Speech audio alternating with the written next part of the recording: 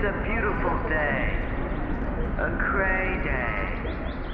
A day for the music of color. For making a world tomorrow where there won't be any lines to stay inside. Where there won't be any more pages to turn. Where the color is everywhere. And everything is frosted. If you don't understand, you're not alone. These are the wayward disciples of a new religion, traversing inner dimensions so far out, there's no coming back.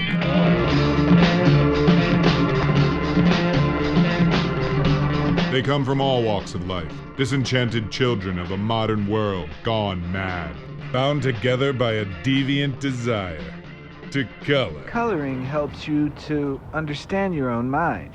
It releases your mind to you. Waxing is a really groovy way to find out more about the things around you.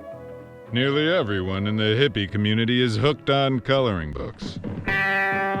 Whether they call it waxing, cray day, pigment parties, or frosting, coloring forms the basic foundation of many shared drug experiences.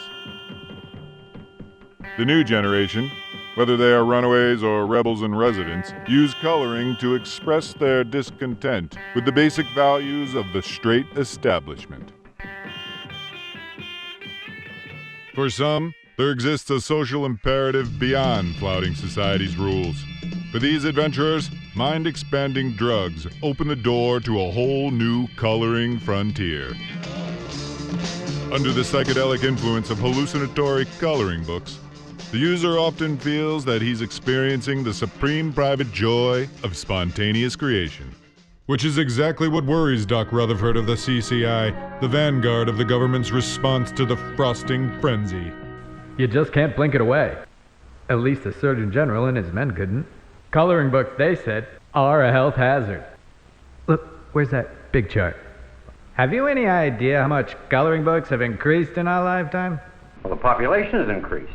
No, I mean the rate. Per person. This represents the books colored by the average adult in 1930. 30 years later, nearly 3 times as many. During the same period, the death rate from drug-fueled coloring orgies multiplied tenfold. Now, wait a minute. You haven't shown a connection here. You draw with crayons and it gets into your skin. You've heard of tobacco tar? The viscous stuff that condenses out of smoke? Well, meet its hippie cousin. Marijuana moonshine. Pure THC. The psychoactive ingredient in grass. Go on, touch it. Easy there. That stuff will get you high as a rocket. Smell it. Care to taste it? No, thanks. There are about 500 different chemical compounds in a single crayon, and that's all it takes to fuel a coloring orgy for hours. What? They smoke crayons. Not everyone agrees with a good doctor, especially today's youth. I colored the first time because I was curious. When you're frosting, God's not a faraway idea. He's something that's right inside of you that you're experiencing now. I color high for a kick. Man, waxing is like a vitamin for the brain. I mean, to expand your mind. Coloring stimulates creativity in the brain. In other words, it expands your thought processes so that you can take in more. They are relatively harmless, true flower children, soldiers of peace in a coloring revolution. But for every yin there is a yang, and the far-out world of waxing is no different.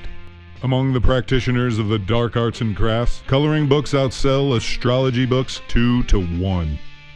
In coloring cults across the country, the high priest, or Kraylock, indoctrinates his followers with a heady dose of psychedelics and mesmerism. While their hippie brethren seek insight in orgone energy, the desperate souls drawn to wax magic rituals crave only vengeance and power. The power to smite their enemies.